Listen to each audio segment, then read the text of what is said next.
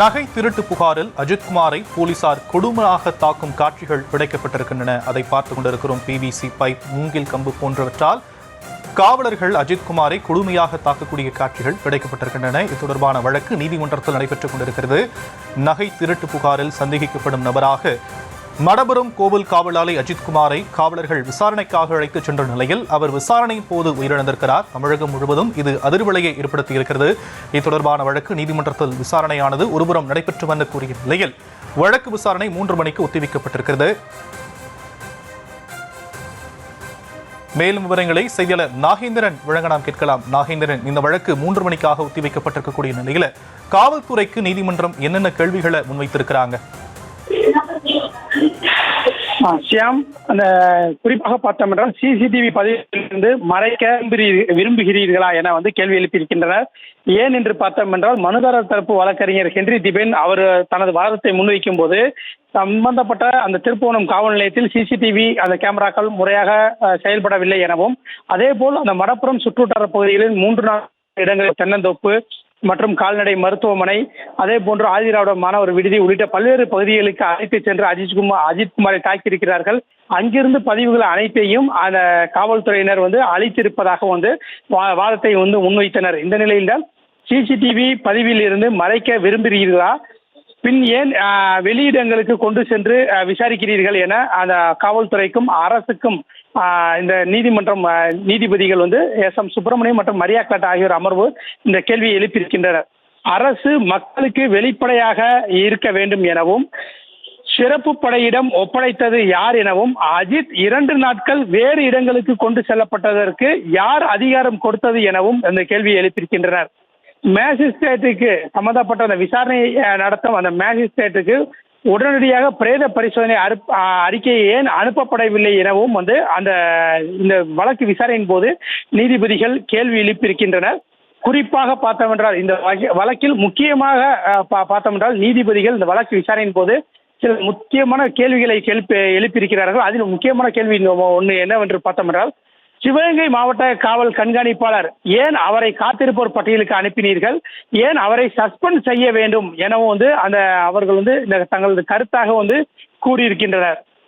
அரசு மக்களுக்காக வேலை செய்ய வேண்டும், யார் உத்தரவின் பேரிலும் செயல்படக்கூடாது எனவும், இந்த நீதிமன்றம் எழுப்பி இருக்கக்கூடிய இந்த கேள்விகள் அனைத்திற்கும் டிஜிபி தமிழக காவல்துறை தலைவர் பதில் அளிக்க வேண்டும் எனவும் இந்த நீதிமன்றம் உத்தரவு என்பதை பிறப்பித்திருக்கிறது. இதில் பார்த்தோம் என்றால் கோவிலில் இருந்த அனைத்து சிசிடிவி அந்த காட்சிகளையும் காவல்துறை நீக்கியிருப்பதாக கூறப்பட்டது. SP வேறு இடத்திற்கு மாற்றப்பட்டிருப்பதாகவும் அந்த வழக்கு விசாரணை நடைபெறும் போது கூறப்பட்டது. இப்படியே எல்லாரையும் வழக்கிலிருந்து விலக்கி விடுவார்கள் எனவும் இந்த வழக்கு விசாரணையின் போது மனுதாரர் தரப்பு வழக்கறிஞர் ஹென்றி திபென் மற்றும் மாரிஸ்குமார் ஆகியோர் அந்த நீதிமன்றத்தில் தங்களது வாதங்களாக முன்வைத்திருக்கிறார்கள். திருட்டு வழக்கில் ஒரு நபரை விசாரணை என அடித்து கொன்றிருக்கிறீர்கள், அடிப்பதற்கு காவல்துறை எதற்கு என ஒரு கேள்வியை முன்வைத்திருக்கிறார்கள். அடிப்பதற்கு சம்பந்தப்பட்ட அந்த விசாரணையை புலனாய்வு செய்வதற்கே காவல்துறை எனவும், நீங்கள் முழு உண்மையையும் சொல்ல மறுக்கிறீர்கள் எனவும் நீதிபதிகள் இந்த வழக்கு விசாரணையின் போது அந்த கேள்வியை எழுப்பியிருக்கின்றனர். அடிப்பதற்குத்தான் காவல்துறை என்பதை சுட்டிக்காட்டும் வகையில்தான் அடிப்பதற்கு காவல்துறை என ஏன் எதற்கு என இந்த கேள்வி எழுப்பியிருக்கின்றனர்.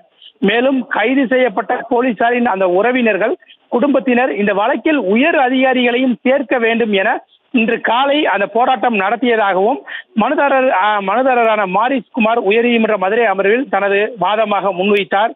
அதே போன்று சிறப்பு படை எந்த அடிப்படையில் யார் வழக்கை கையில் எடுத்தனர், உயர் அதிகாரிகளை காப்பாற்ற வேண்டுமென முழுமையான அந்த விவரங்களை மறைக்கக்கூடாது எனவும் நீதிமன்றம் தெரிவித்திருக்கின்றது.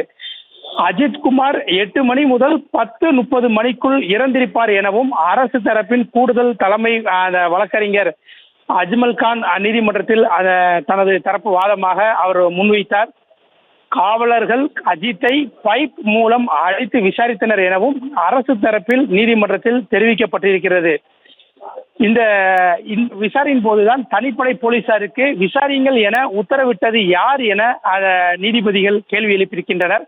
அப்போது அந்த அரசு தரப்பில் சமூக வலைதளங்கள் உள்ளிட்டவையில் இந்த இந்த விவகாரம் வந்து பூதாகரமாக வந்ததாகவும் அடுத்து அனைவரும் பரப்பப்பட்டதாகவும் அதன் காரணமாக இந்த வழக்கு விசாரணை இவ்வாறு சென்றது என்ற கூறும்போது நீதிபதிகள் சில கேள்விகளை முன்வைத்திருக்கின்றனர். குறிப்பாக பார்த்தோம் என்றால் சமூக வலைதளங்களில் வரும் ஊழல் மற்றும் மாமூல் தொடர்பான அந்த தகவல்களின் அடிப்படையில் தனிப்படை போலீசார் விசாரிப்பார்களா எனவும் நீதிபதிகள் கேள்வி எழுப்பியிருக்கின்றனர். சமூக வலைதளங்களில் ஊழல் தொடர்பாகவும் மாமூல்கள் தொடர்பாகவும் தான் பல்வேறு அந்த தகவல்கள் சமூக வலைதளங்களில் பரப்பப்பட்டு வருகிறது. ஏன் அந்த சமூக வலைதளங்களில் வந்ததன் அடிப்படையில் தனிப்படை போலீசார் இதை விசாரிப்பார்களா எனவும் இந்த வழக்கு விசாரணையின் போது கேள்வி எழுப்பியிருக்கிறார்கள். குற்றம் உறுதி செய்யப்பட்ட பின்னர் தான் இந்த சிறப்பு விசாரணை மாற்றியது யார் என அதற்கு அதிகாரம் தந்தது யார் என கேட்ட போது ஏன் முதலில் இந்த காவல்துறை இதனை அந்த நகை காணாமல் போன வழக்கில் ஏன் எஃப்ஐஆர் பதிவு செய்யவில்லை என கேட்டபோது அரசு தரப்பில் குற்றம் உறுதி செய்யப்பட்ட பின்னரே தான் எஃப்ஐஆர் பதிய வேண்டும் என்று உச்சநீதிமன்றம் உத்தரவு இருப்பதாகவும் தெரிவிக்கப்பட்டது. ஷியாம். மடபுரம் கோவில் காவலாளி விசாரணைக்காக அழைத்துச் செல்லப்பட்டு கொடூரமாக தாக்குதல் நடத்தப்பட்ட நிலையில் அவர் விசாரணையின் போது உயிரிழந்திருக்கக்கூடிய நிலையில் இது தொடர்பான வழக்கு நீதிமன்றத்தில் நடைபெற்றுக் கொண்டிருக்கிறது. 3 மணிக்காக நீதிபதிகள் இந்த வழக்கு விசாரணையை ஒத்திவைத்திருக்கக்கூடிய நிலையில் விவரங்களை செய்தியாளர் நாகேந்திரன் வழங்கலாம் கேட்டும். தற்போதைய விவரங்களுக்கு நன்றி நாகேந்திரன்.